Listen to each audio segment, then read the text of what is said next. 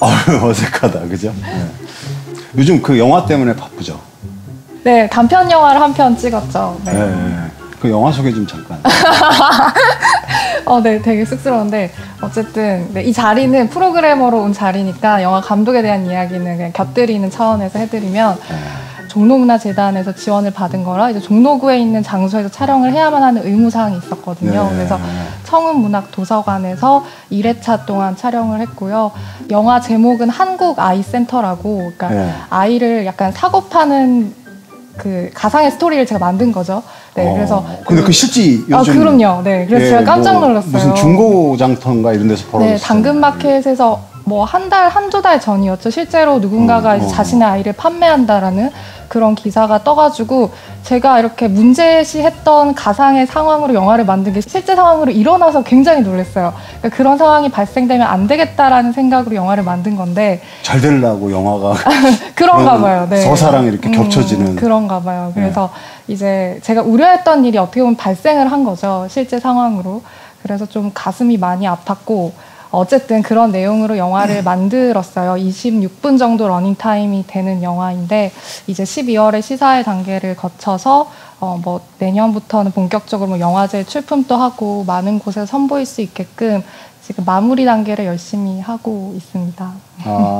제가 이제 이 얘기를 물어본 이유 중에 하나가 이 전신의 레인보우 무비를 보시는 많은 분들이 손프로는 어떤 사람일까 궁금해할 것 같아서. 그러네요. 네. 네.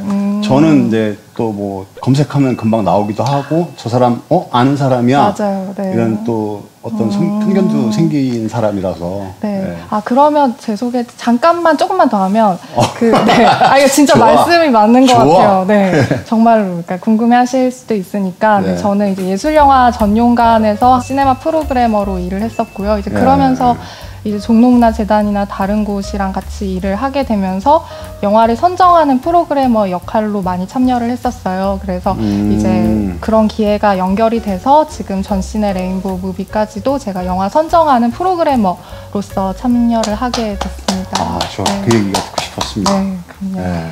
웬 미인이 나와서 창걸이랑 영화 얘기를 한다 이렇게 생각하는 것보다는 그렇죠. 네. 또 전쌤은 또 유명하시고 뭐 거의 저도 그 일요일 아침마다 하는 영화 프로그램을 보고 자란 세대라 가지고 네, 너무 익숙하실 거예요. 목소리라든지 네, 이런 영화 소개하는 그 프로그램 많이 접하신 분이라면 특히나 제 또래 영화 시네필이라고 하시는 분들은 다 알고 계시지 않나라는 생각이 듭니다. 손프로 또래보다는 좀 윗세대들이 좀 많이 기억을 해주더라고요. 아무튼 우리가 하려는 게 지금 뭐 종로문화재단이 이렇게 제작하고 종로문화재단이 영화 쪽으로 굉장히 관심이 많은 것 같아요. 그것도 저예산이나 아니면 독립영화 쪽으로 굉장히 후원도 많이 해주고 제작에 대한 관심도 많이 높여주고 그래서 이제 처음 제안이 들어왔을 때 전신의 레인보우 무비라는 그 제목이 이렇게 달리기 전에 그 의도를 제가 물어봤더니 뭐 다양성, 뭐 또 인간, 뭐 이런 여러 가지 단어들을 유추해 주더라고요. 그래서 그걸 한 문장으로 정리를 해봤더니 영화를 통해서 다양한 삶의 모습을 공감하는 그런 시간이지 않을까라는 생각을 해봤어요. 네. 그래서 아마 5편이 선정이 돼서 이제 한 편씩 그 다른 꼭지로 해서 유튜브로 업로드가 될 예정인데 네, 그 5편을 이제 제가 선정을 하고 또 전쌤이랑 같이 의논을 하면서 작업을 해가지고 바로 오늘 이 자리에 앉아 있지 않나라는 생각이 듭니다. 근데 지금 이제 시작되니까 여기가 척척척 나오는 게 뭔가 이제 같이 하면서 좀 재밌겠다 이런 생각도 하게 됐어요. 네. 그럼 첫 번째로 한번 진행을 해볼까요? 네, 네. 첫 번째 영화 선정은? 네, 바로 첫 번째 영화는 그 바르다가 사랑한 얼굴들이라는 작품인데요.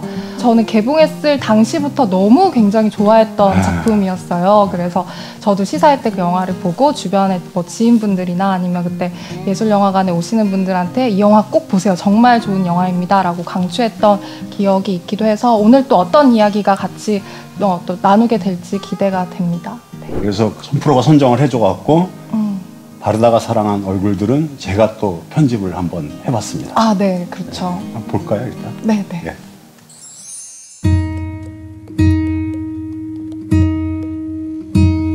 바르다가 사랑한 얼굴들. truc rigolo, c'est qu'on va faire un film ensemble. Bah ouais, c'est ça le point de départ. Partir, t'es partante? 이 영화는 88세 영화 감독이자 사진작가 바르다와 33살 포토그래퍼 JR의 예술 여행을 담고 있는데요.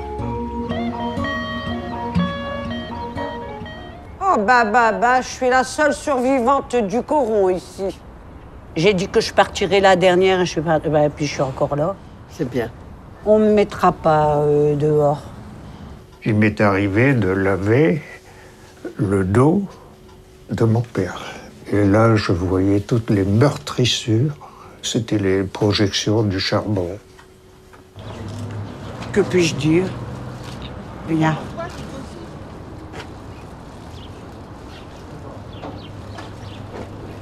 탄광촌 마을 사람들의 애환을 담은 두 사람의 사진 전시에 사람들의 침전됐던 그리고 굳어버렸던 감성이 되살아납니다.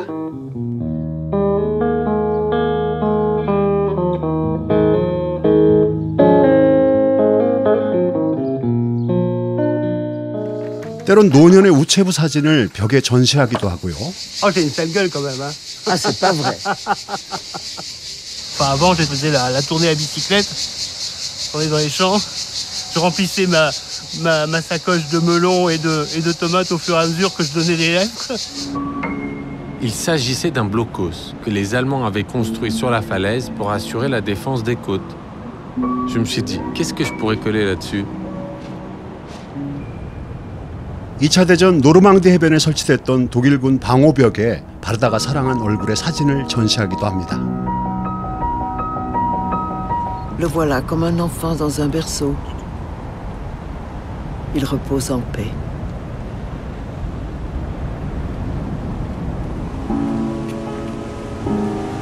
Le lendemain matin, on est allé voir.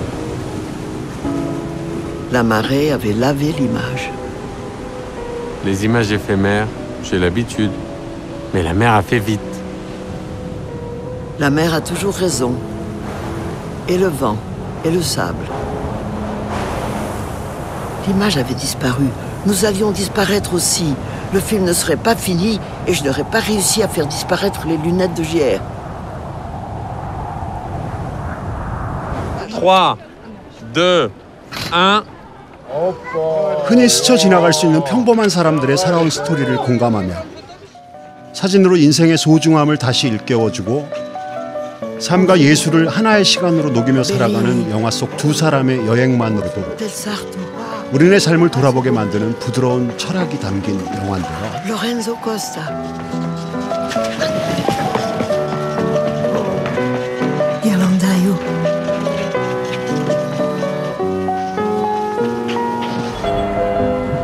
때와 장소를 개념치 않습니다. 두 사람의 시선은 오로지 사람이니까요. 자, 이번에는 세 명의 여자 사진인데요.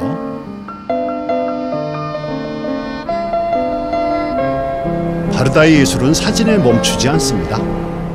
Elles sont enfermées, mais pas pour longtemps. Je ne les vois pas bien parce qu'elles sont très loin, mais je vois que ce sont des femmes oiseaux. Comme les patates que j'avais filmées, jeunes puis vieilles. 바르다는 자신의 발과 눈을 찍어서 달리는 기차에 부착합니다. Devine ce que je vais faire avec ces petits morceaux de toit.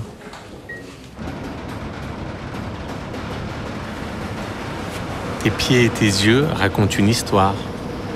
Ce train ira dans plus d'endroits où tu n'iras jamais.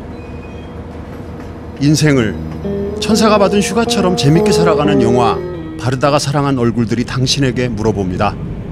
당신의 지금 시간은 어떤가요?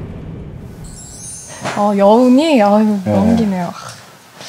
되게 밝은 영화를 제가 어둡게 만들었나요? 아니요, 너무 여운이 짙게 좋은.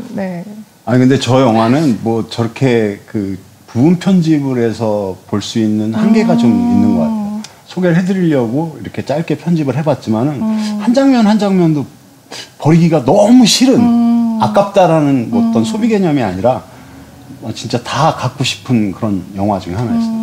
충격이었고, 그러니까 뭐 잔잔하고 따뜻하고 되게 포근한데도 그 에너지가 나한테 엄청난 감성의 충격을 주는 그런 영화 중에 하나였던 것 같아요. 어떻게 저렇게 삶 전체를 즐겁게 여행으로 살아갈 수 있지? 휴가로 살아갈 수 있지? 막 그런 기분. 그러면서도 충분히 타인한테 이렇게 베풀고 또 베푼다는 생각도 없이 같이 즐기면서 공감시키고 그분들의 이렇게 굳었던 감성 같은 것들을 되살려주는 그런 여행들을 다닌다는 게 저는 굉장히 충격이었어요. 맨날 영화 하면은 기승전결이 있어갖고 거기엔 사건과 갈등이 포함돼야 되고 그다음에 어떤 스피드라든지 또 때로는 임팩트라든지 뭐 이런 자극들이 영화를 구성하고 있다고만 생각하다가 아주 잔잔함에도 불구하고 마음에 주는 파문은 그 어떤 영화보다도 셌던 것 같아요.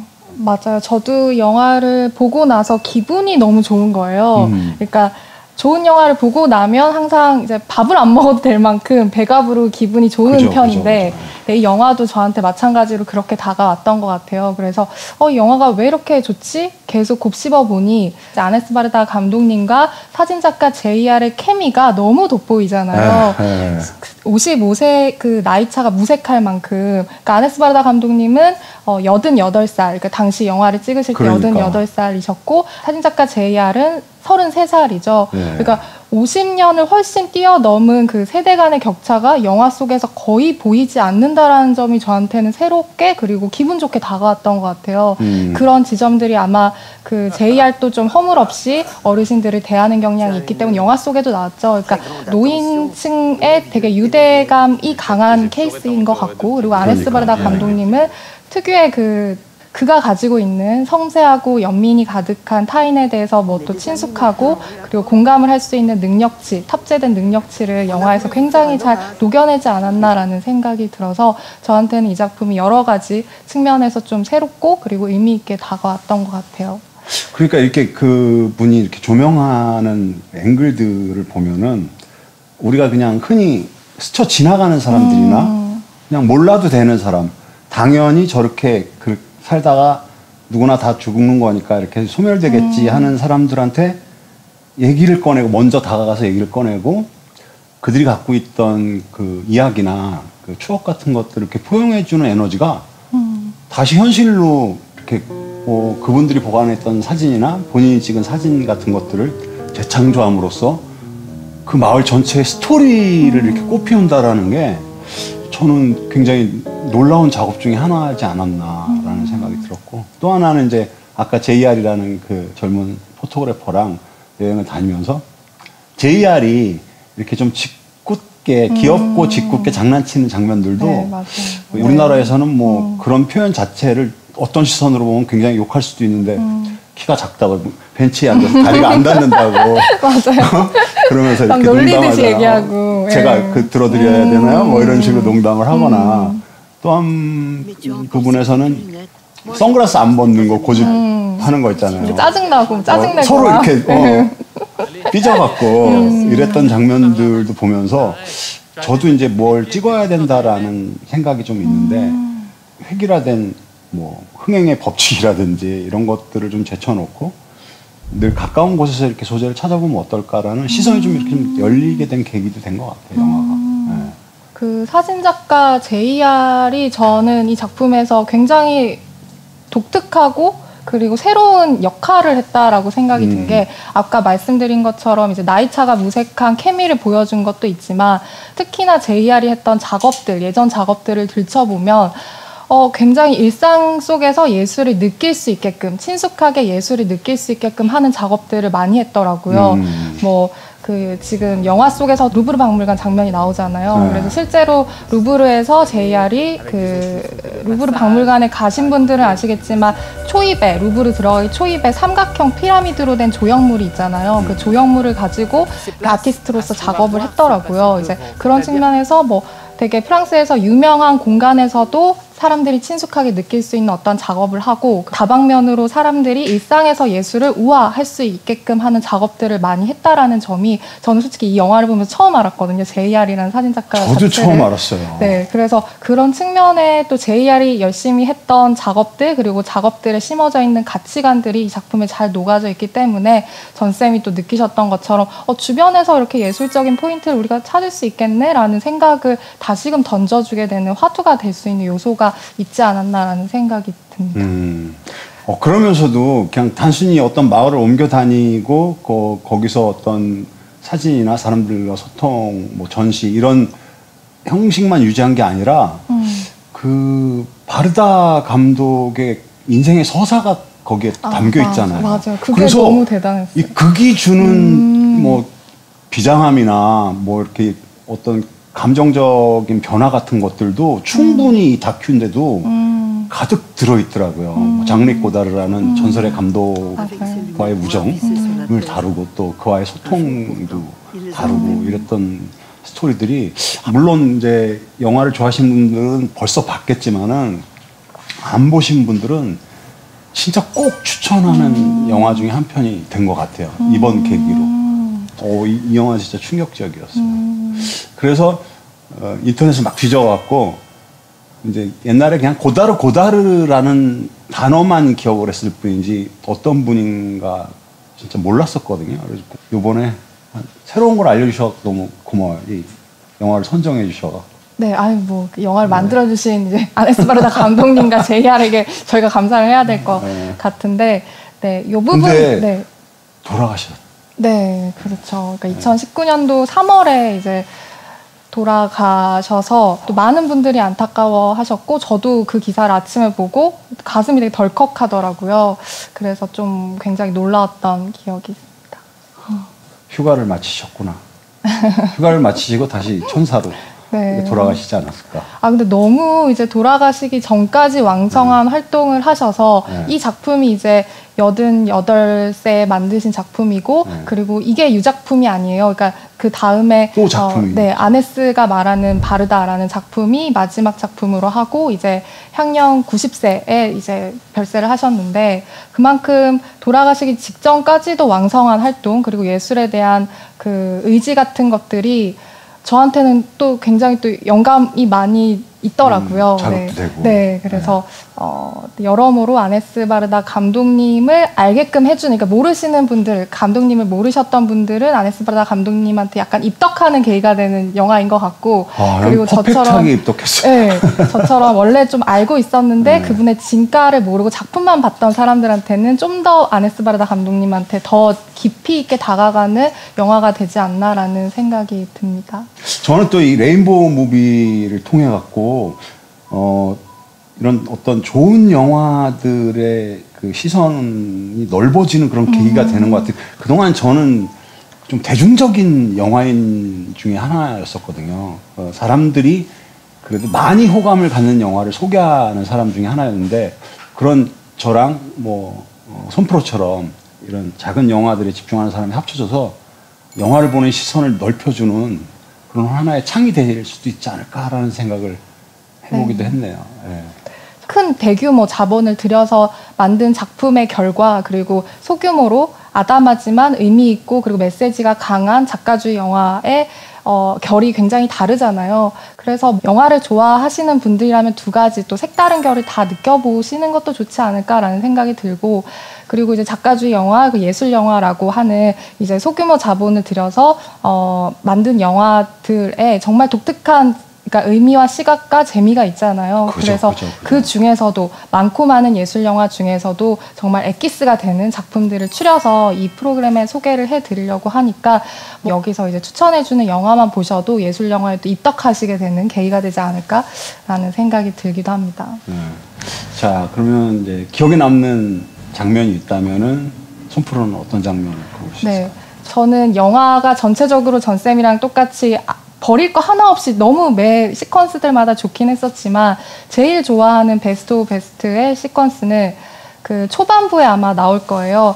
그 농장을 찾아가서 그 그 농장 주를 만나는 장면이 있잖아요. 그래서 농장에 큰 창고 같은데 그 농장에 그 전신을 사진으로 붙여놓고 나서 JR과 아네스 바르다 감독이 함께 둘이서 이야기를 나누는 그 장면인데요. 그 장면에서 아네스 바르다 감독님이 이렇게 이야기를 합니다. 그 800헥타르를 혼자 트랙터 위에서 올라가서 마주보는 그 풍경이 얼마나 본인한테 외로울까라고 뭔가 그 사람을 상상하듯이 그 사람의 일상을 상상하듯이 이야기를 나누는 그 장면이 저는 굉장한 울림이 있었어요. 이 프로그램 자체가 문화 다양성이라는 키워드를 가지고 있는 프로그램이잖아요. 근데 문화 다양성이라는 자체가 저한테는 좀 어렵게 추상적으로 다가왔거든요. 네. 근데 아네스 바르다 감독님이 그 말씀을 딱 하시는 순간 아차 싶더라고요. 이게 문화 다양성이라는 게 별게 아니라 정말 이렇게 타인에 대해서 타인의 일상을 한번 상상해주고 그리고 타인의 일상, 타인의 고단에 쓸 순간을 한번 보듬어주는 그 순간이 바로 문화 다양성의 첫 걸음이지 않을까라는 생각을 그때서야 정말 빡하게 된 거예요.